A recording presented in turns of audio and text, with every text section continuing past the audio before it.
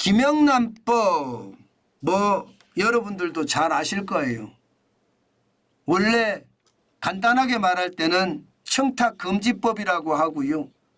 풀네임으로 다 말하면 부정청탁 및 금품 등 수수의 금지에 관한 법률. 아유 어렵네요. 어려워요.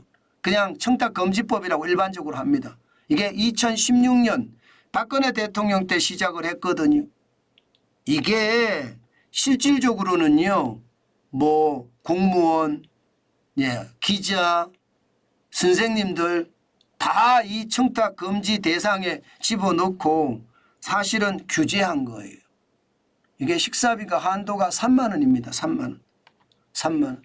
이 3만 원을 국민권익위원회가요. 5만 원으로 올렸습니다. 5만 원. 2016년에 3만 원이었던 것을 5만 원으로 올린 거예요. 2016년에 3만 원 기준은요. 공무원법에 있습니다. 공무원법에. 공무원법에 보면 공무원 행동 강령 기준에 3만 원이라는 규정이 있습니다. 2003년에 제정된 거. 2003년. 그러니까 이거 말입니다. 좀 어떻게 여유를 좀 달라. 자영업자들은 이거 계속 이야기해 왔어요. 아니 물가가 얼마나 올랐느냐. 물가가 2016년 대비 지금 2023년에 물가가 얼마나 올랐는지 잘 아시지 않느냐. 그러면 물가가 올란 만큼 한도도 올려줘야 되는 게 정상 아니냐. 이게 계속해서 자영업자들이 이야기했던 겁니다. 여러분도 알다시피 제가 국밥집 할 때도요. 식사비가 3만 원이 넘을까 봐 전전긍긍합니다. 전전긍긍합니다. 왜냐하면 제가 국밥집을 열었던 곳이 동부지검, 동부지법 뒤였거든요. 그러니까 3만 원이 넘으면 불안한 거예요. 괜히 부정청탁 방지법에 걸려서 곤욕을 치르는 것보다 나으니까요. 그래서 이거 안 하겠다 이렇게 이야기를 했었거든요.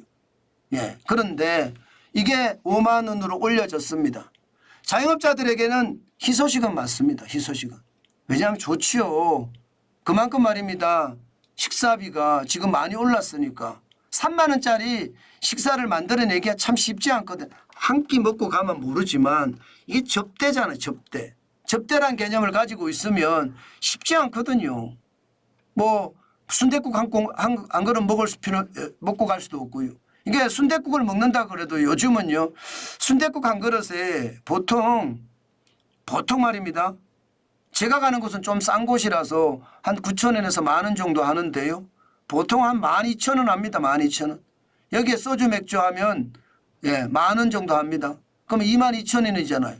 여기서 이제 소주 2병을 더 먹으면 걸리는 거예요. 3만 원에 걸리잖아요. 그래서 이게 계속해서 수정을 해달라고 이야기했던 거거든요. 지금 보면 물가가 2020년 1월에 냉면 한 그릇이 9,000원에서 11,923원이에요. 32.5%가 올랐습니다. 2020년에. 그러면 냉면 한 그릇이 2016년에는 얼마였을까요? 아마 2016년에는 한 7, 8천 원 했을 겁니다. 그렇게 생각을 하면 지금 식사비를 올리는 것은 어쩌면 당연한 거예요. 이거 여러분 삼겹살도부터 20% 올라갔잖아요. 삼계탕도 16.5% 올라갔습니다. 자장면조차도 41.8% 2020년 대비 2024년 6월 기준으로 말입니다. 그러니까 이게 여러분 상식선에서 모든 게 움직여줘야 되거든요. 그런데 상식선에서 움직이지 못한다는 게 참 문제예요. 이게 말입니다. 무조건 말입니다. 부자를 싫어하고 또 세금을 깎아주는 것만 좋아하고 퍼주는 것만 좋아해요. 사회가 이상하잖아요. 저는 열심히 일해서 부자가 된 사람들은 존경을 받을 만하다고 생각합니다. 그런 사람들이 많아져야 돼요. 그래야 대한민국이 더 좋아지거든요. 또 그들이 쓸 수 있어야 돼요.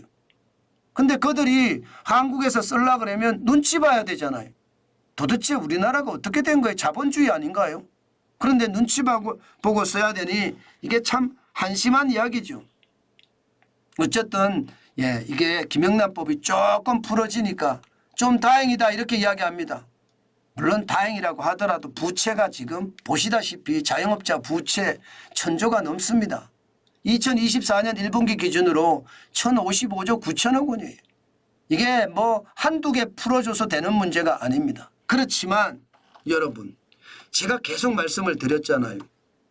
예, 개혁이라는 것은 변죽을 울리는 것이 아니라 핵심에 접근하는 것이다. 제가 그렇게 계속 말씀을 드렸습니다. 그런데 이번 말입니다. 이번 김영란법의 식사비를 3만 원에서 5만 원으로 올린 것은요. 이것은 핵심에 근접한 거예요.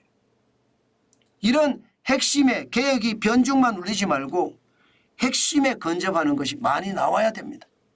예, 그러면 경제가 좋아질 거예요. 돈을 풀어서 될 문제가 아니라니까요. 돈을 풀면 인플레이션만 심해집니다. 안 그래도 통화량이 많거든요. 우리도. 그거보다 규제 개혁을 통해서 예, 소비를 진작시키는 것. 저는 굉장히 중요하다고 보는데 그게 처음으로 말입니다. 저는 윤석열 정부 처음인 것 같거든요. 처음으로 변죽을 울리지 않고 핵심에 접근했다 이렇게 생각합니다. 지금 식사비가 3만에서 5만 원으로 됐다는 자체만 하더라도 많이 오른 거잖아요. 60% 이상 올랐으니까. 뭔가 좀 더 좋아지겠죠. 예. 여기다가 경조사비는 5만 원 그대로입니다. 물론 뭐 하한과 조와 함께 갈 때는 10만 원도 되죠. 선물도 5만 원 그대로고요. 선물도. 농수산물 선물에 대해서는요. 농수산물 가공품을 포함해서 15만 원. 예, 설이나 추석에는 30만 원. 이건 잘한 것 같아요. 근데 이것도 농수산물이잖아요. 그러면 설이나 추석에만 30만 원 하지 말고 평상시도 30만 원 했으면 좋겠어요. 평상시도. 네, 그러면 더 좋아지지 않을까요? 선물의 기준도 5만 원 이거 2016년부터 그대로거든요. 이런 것도 예, 물가가 오르는 거 감안을 해서 이게 물가와 연동해서 준비되는.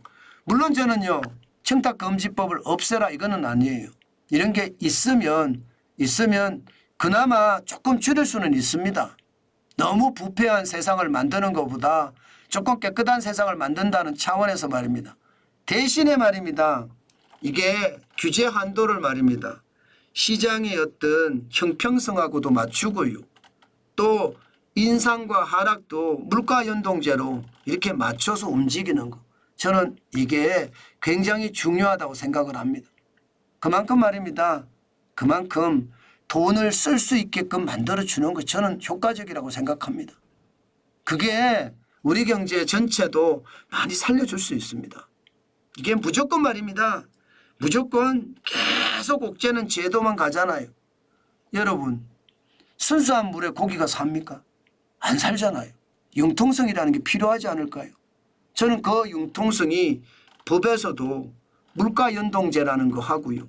또 현장의 상황하고 이 두 가지를 감안해서 절충하는 거 굉장히 좋다 이렇게 생각합니다.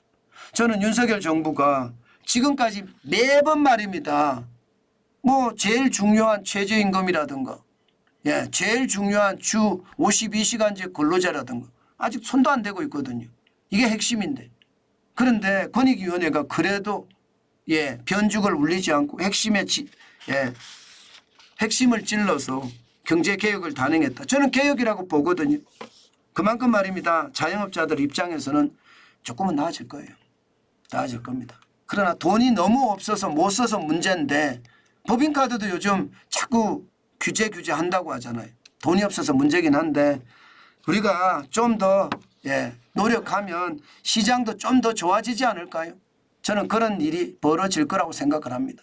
경제는 좋아져야 더 우리가 살맛 나는 세상이 되지 않겠습니까? 저는 바닥 경제가 좋아지는 거 이게 반드시 필요하다. 그 말씀 오늘도 드리겠습니다. 앞으로도요. 최저임금도 그렇고요.